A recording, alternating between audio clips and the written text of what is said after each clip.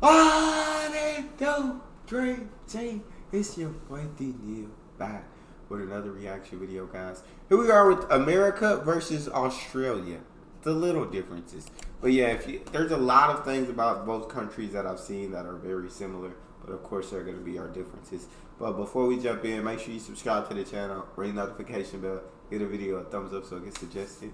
And what we got? Hey guys, welcome back to my channel. Thanks so much for enjoying my other Australia versus America videos I've done.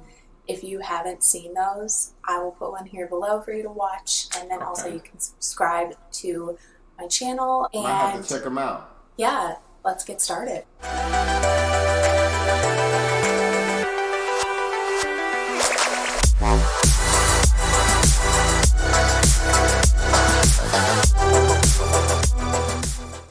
So today I wanted to talk to you about Australia versus America, just the basic little differences, because sometimes when I was doing those other videos, I noticed I was just focusing on a lot of the big pictures, a lot of major effects, such as wage and jobs and moving out of home. There are a lot of little things that are so different, but that I love about living here. And so I wanted to share those with you today. The first one that is the biggest difference probably for any American that comes over to Australia is the fact that they drive on the left side of the road. I've finally gotten used to the fact of driving on the left side of the road. It did take me a good solid 6 months to gain the confidence to drive on the roads, because the roads here aren't straight. They're very narrow and windy, and they go around lakes and oceans, and it was very hard at first, but now I'm 100% confident, and if you ever need a lift in Australia, I got you. When I come home to America, it throws you off. I got behind the seat of a rental car, and I was so out of it. I didn't know what to do. I'm like, oh my God, everything's opposite. And your brain gets so associated with one way.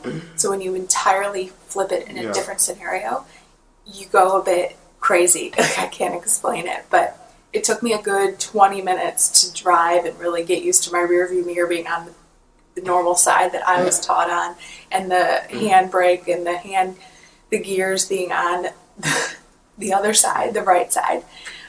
So those little things, they do make a difference when you go back home to America. Another thing, I could imagine that definitely being something that needs adjusting to, especially going over to Australia for the first time and having to learn to drive on that side of the road, having to everything driver's side flipped to the other side of the car, and it's you're just not used to that because you grew up with the driver's side on the right side or the left side of the car your whole life. Now it's on the right side. So and then driving on the opposite side of the road, that I would kind of be nervous about that as well.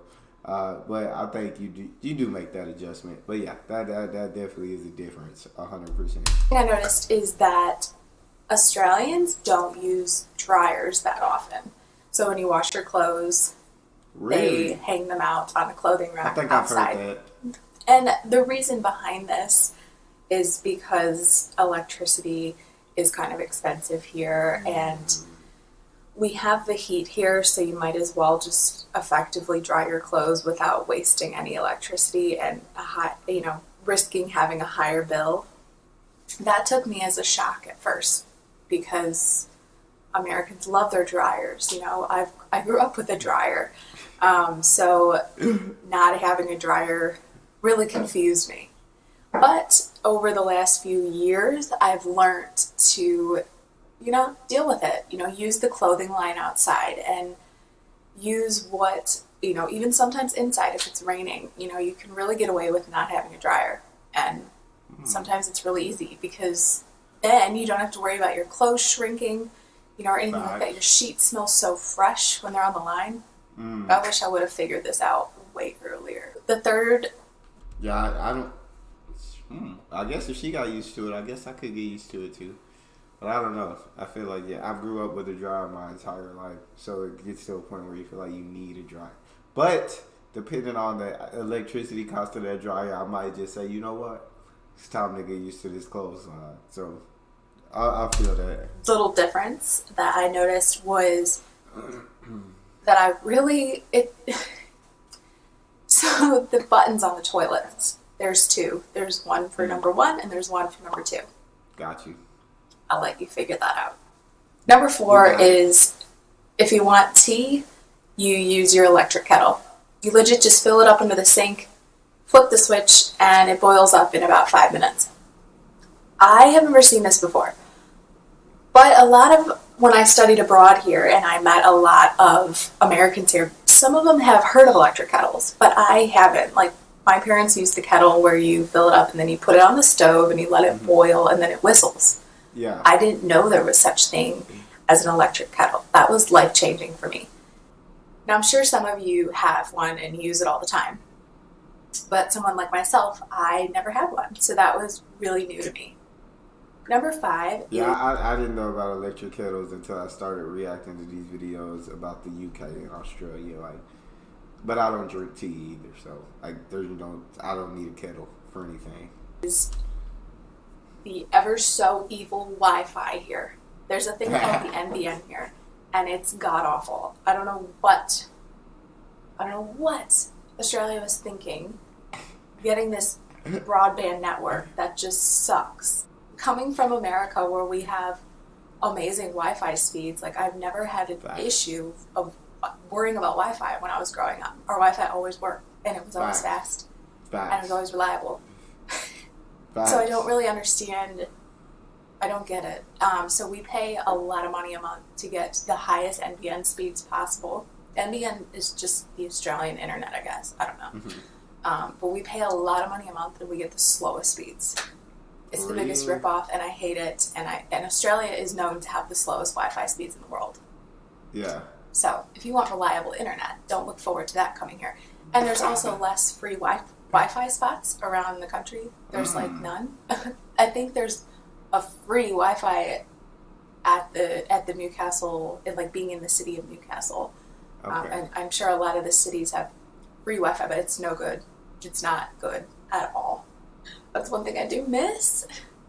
Number 6 is there's a... we've heard this in multiple videos. Just that the Wi-Fi is slow, or it's bad, or it just takes longer. The Wi-Fi just takes longer. It's slower there. We've heard this in many videos. So I think we've come to learn this is a fact. A lot of... And I notice this because I live in a city that's not Sydney, Melbourne, Adelaide, Perth. I live in a smaller city, Newcastle. Still quite big though, 350,000 people. There's a lot of op shops. So those op shops are the secondhand shops, the like Salvation Armies, St. Vincent's, where you would go and do your secondhand shopping. There's a lot of those. There's a street in Newcastle called Beaumont Street, and I think we counted 3 op shops on that street alone. Sheesh. A friend of mine found a dress for $4 to wear to a gala dinner.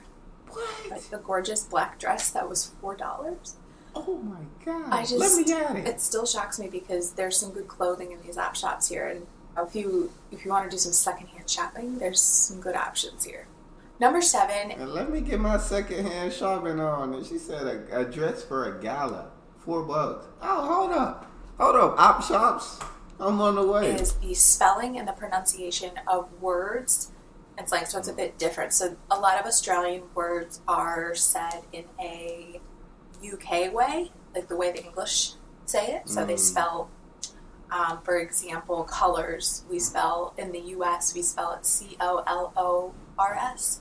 In Australia, they add the U.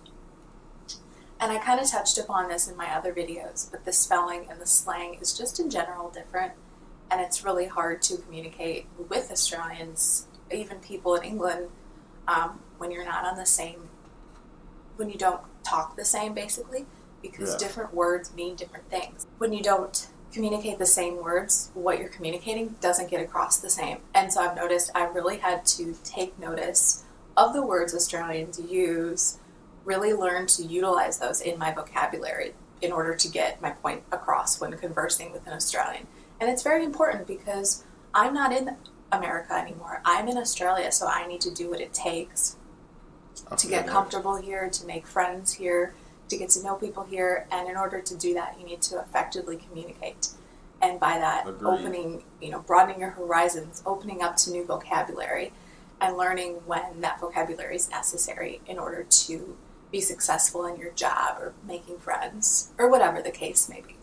Number 8 is... Agreed. And they speak English, but it's a different English. Like you said, different English. It's Australian English, which feels like a whole other language. From videos I've seen, I've never actually been to Australia. From videos I've seen with the slang and everything, it's just completely different. And so you do got to adjust. You got to learn the slang, learn how they talk, learn how they pronounce things, and you got to adjust to it if you're going to go. Is that this one I still cannot get, but Americans and Australians use their cutlery different. So, and I was really embarrassed by this for a long time because I come from the Midwest in the States. It's not formal. It's not, overly fancy. I cut my food with my fork and I put it in my mouth. And coming here, I noticed that Australians put their fork in their left hand, their knife in their right hand, and they will slice the food and use the fork to slice the food. But they don't, the way the Americans cut, most Americans, I shouldn't generalize, is they have their fork in their right hand, and they cut with their left hand, and then they put the knife down and then pick it up and eat. It's crazy that there's 2 different ways, and I never even thought of that. Like, I'm fork in my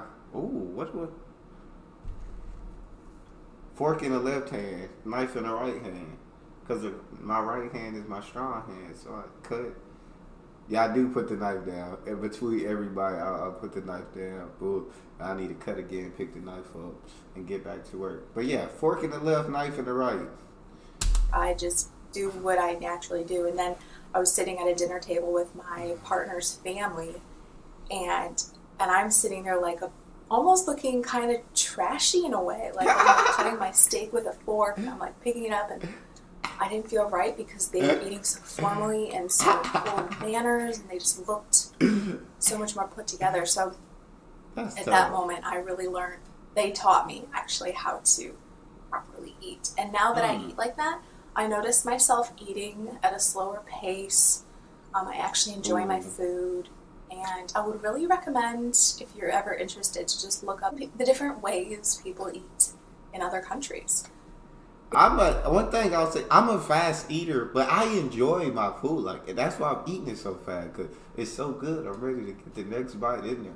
But I'm not a slow eater by any means. Like, you put the food in front of me, and I'm just going to work. I'm not talking to you. I'm not having small talk conversation. If we are, I'm eating while talking. And I know that's rude, but I'm going at my food. I'm knocking my food. I'm tired. Full plate of spaghetti, about 5 minutes. Knock it out. Boom, bam, boom. If I'm eating, I'm hungry. And so I'm so focused on eating, and I'm not really thinking about anything else. But I do enjoy my food. I'm not a slow eater by any means. Because I found it fascinating. I can't remember the number. But the food here is so good. The quality of food is amazing. And I think that has to do with the fact that Australia climate can grow such amazing produce. So, for example, the mangoes, 10 out of 10. I would recommend trying an Australian mango if you ever get a chance in your life. They're so juicy and so sweet, and they just drip, and they're so good. But you have to try them in summertime. They're amazing, and I look forward to them every spring because in the spring they're just so good. Another thing is the avocados. We grow bananas here. All the fresh produce. They have their own, meats and everything, and their standards are a bit higher than the U.S. I'm not sure. Don't quote me on this, but I think there's no GMOs in our food. There's no, there's not as many additives as there is in the U.S. and the water supply here is really good. Australia is known to be one of the best places in the world because there's no air pollution. I think it is one of the top countries in the world. I think it was voted the most where people have the best quality of life, right behind Norway, number 2. because of the fact that there's no air pollution, the food and the water is so good, and just the quality of life here is really good.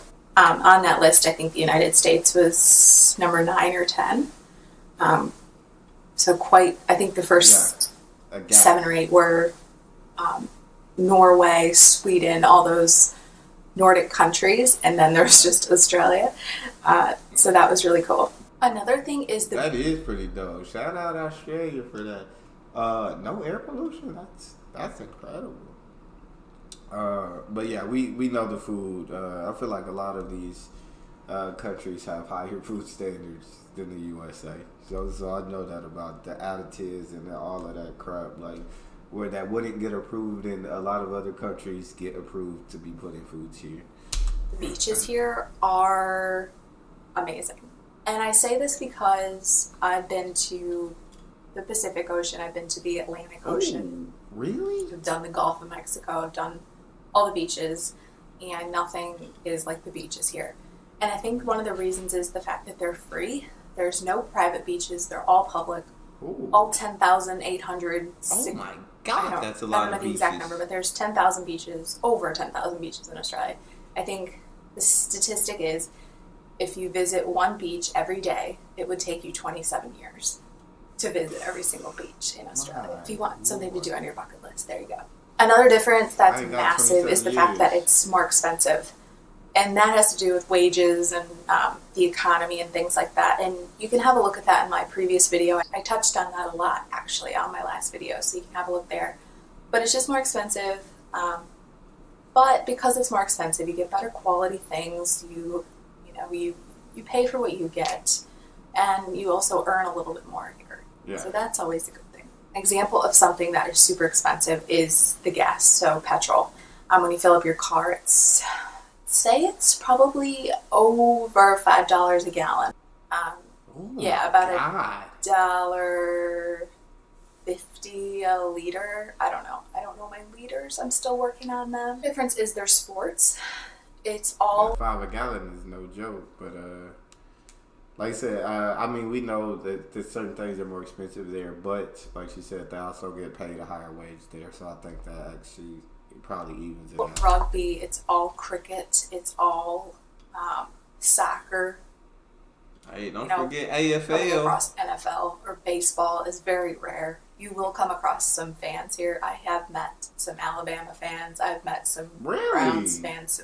I've met some people that have been to the Patriots games. They come across every now and then, but it's mostly all about the cricket, the rugby, the NRL. But it's really neat because I was kind of in this bubble growing up that it was all about the NFL, all about basketball, all about things like that. And I never really took notice to the other sports that people watch around the world.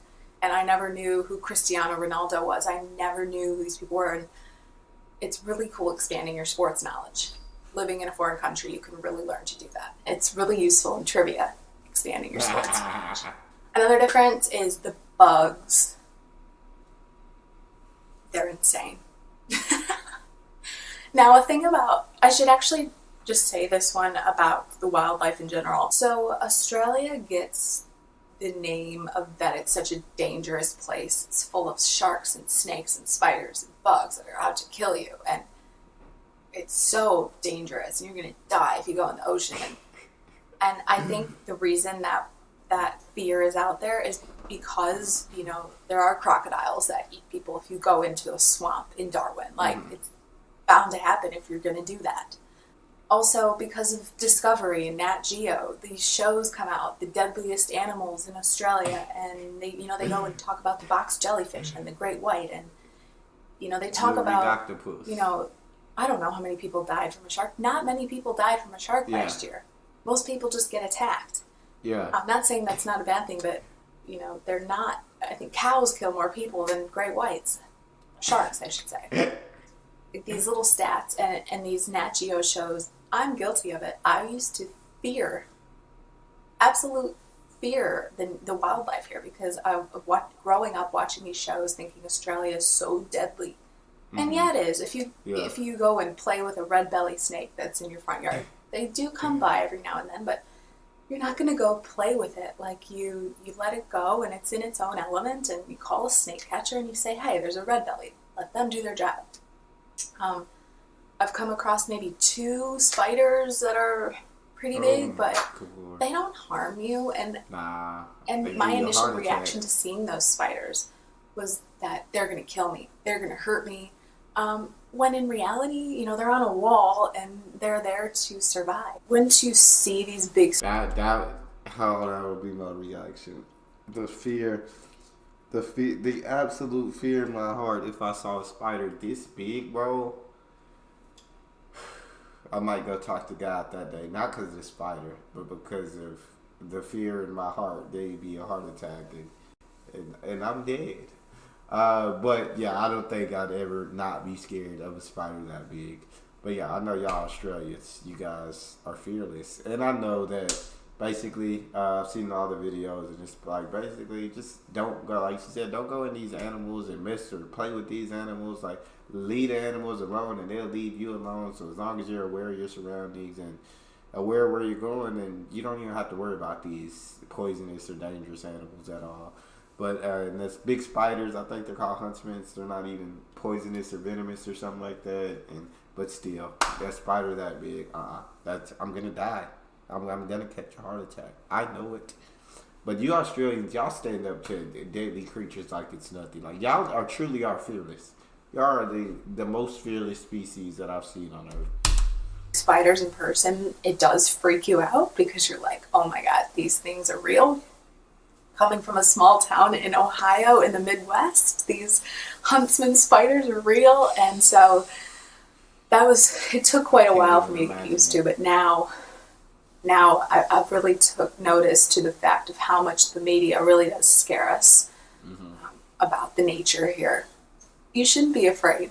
You know, just because there's crocodiles and sharks doesn't mean you shouldn't come to this really amazing place. They're in their elements. You're in your element. They're not going to bother you unless you bother them. So I don't think any of that stuff should matter.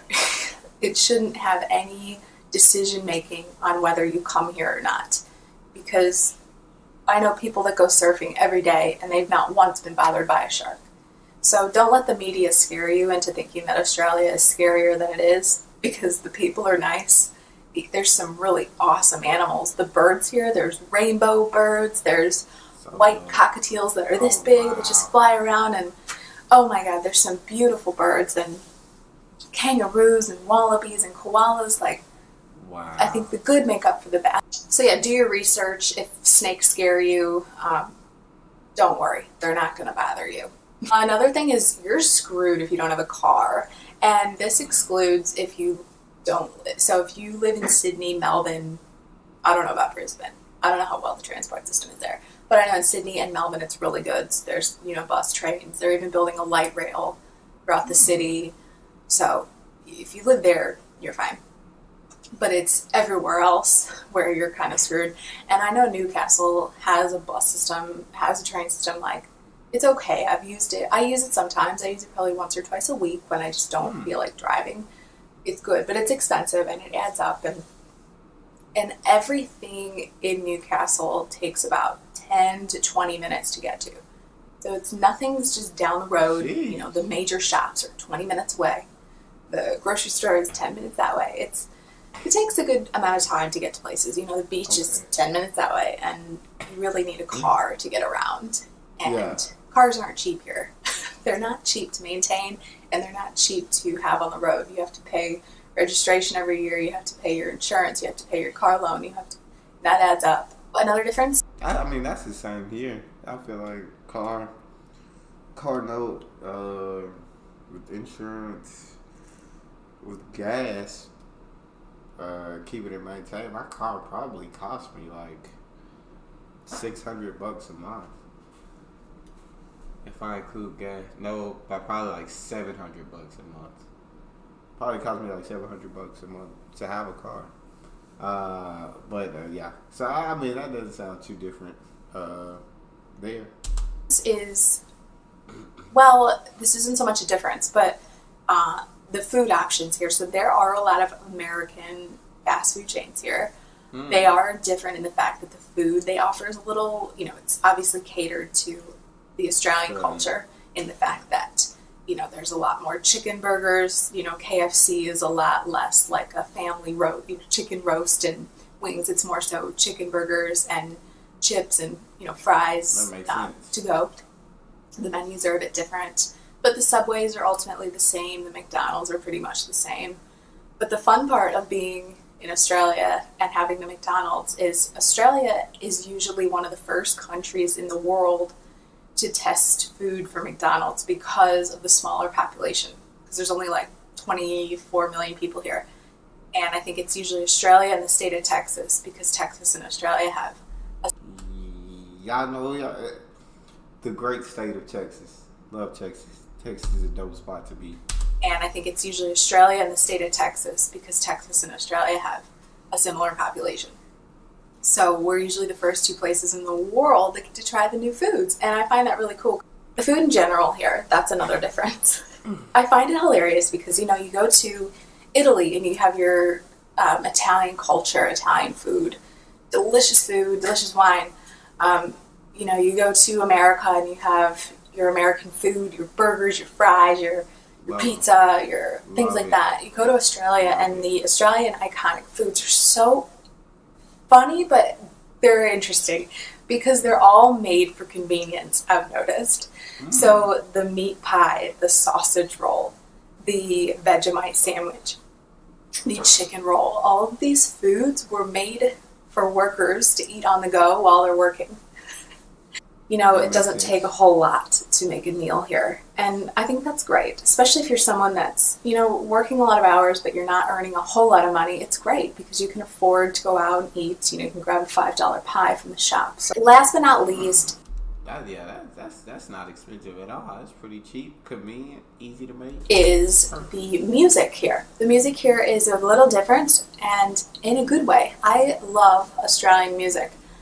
And you're probably thinking, Australian music, a didgeridoo, like the Aboriginal culture music, You're wrong. There's a station called Triple J in Australia, and there's actually an underground, Australian music scene. So there's a playlist on Spotify called The Australian Sound, and it just basically is a whole playlist of Australian artists. And these artists are really cool. Some of them range from actually Flume. He's actually worldwide now, but he is from Australia. He's actually from Sydney.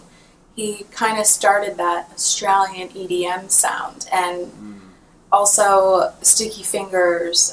There's actually some really famous Australian musicians that you might not have known, but AC/DC are from Sydney. In excess. Let's see. I have a list here. So the Bee Gees, Keith Urban, Rick Springfield, Sia, Savage Garden, the Veronicas. There's also some really famous actors, Nicole Kidman, the Hemsworths, Chris Hemsworth, Liam Hemsworth, the guy who played Thor. They're from Byron Bay. I never knew there were so many famous Australians. Looking back at Hollywood. Yeah, once I started reacting more to Australian videos, you started to notice more of the famous Australians, and I think Guy Sebastian, an incredible Australian artist. His voice is absolutely phenomenal. We reacted to a couple more Australian artists on here as well. Absolutely phenomenal. With so many of Isla Fisher, Margot Robbie, all these really good, gorgeous actresses are from Australia, and I never really noticed. I thought all Hollywood people were American. That's the bubble I was in. And I'm these people put on a really good American accent. Yes. Margot Robbie's Boston accent. How good was that? If you want some good suggestions, I would suggest go listening to that playlist on Spotify. It's really cool. There's a lot of good ones. Just if you want to check out a whole entire music culture, go check it out. Now, that's all I have on my list, but I'm sure there's a ton of other differences, and those are just some little things that I wanted to share with you guys because I woke up this morning and I really just, I thought of some things that I wish I would have known before, or just I wish I would have taken more notice to as I was doing these different things that aren't normally done in the States. And trying Vegemite for the first time, that was an experience. I hated it at first, but because it's terrible. That's why you hated it at first. But what is an acquired taste? You just gotta keep eating it and you get used to it. I did it wrong. You know, I ate it by the spoon instead of Ew. putting it on a piece of toast with a little bit of butter, toasted, Ew. and then a tiny bit of Vegemite. I don't mind it now. And it's funny how, you know, if you open up your mind, you can really learn these new cultures and really adapt and find yourself living in a whole different world. I love it here. And I think if you ever get the chance to visit Australia, I think you should definitely put it on your list.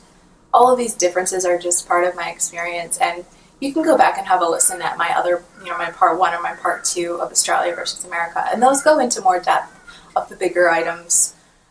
You know, moving here, what it was like to move here, what it was like dealing with these cultural differences, being homesick, things like that, finding work. Those kind of heavier topics are in my other videos. This one is just for you as a basic overall differences, so you can get an idea of what life is like here. I hope you guys enjoyed this, and if you would like to see any other specific videos about Australia, I would love to hear from you. Leave them down in the comments and I will interact with you down there. Also, if you want to see more, just subscribe to my channel and I will upload some more videos for you. Thanks so much, guys, and I will see you next time. It's lit. She's she's absolutely spot on about some of the things that she was saying about America. Of course, I don't know all the things about Australia, but I've seen many videos where I've gotten to learn a bit more about Australia each and every day. But that's all we got. You guys got a favorite video suggestion? You can subscribe to Patreon and drop it in the comment section. It's your boy D Neal. Out.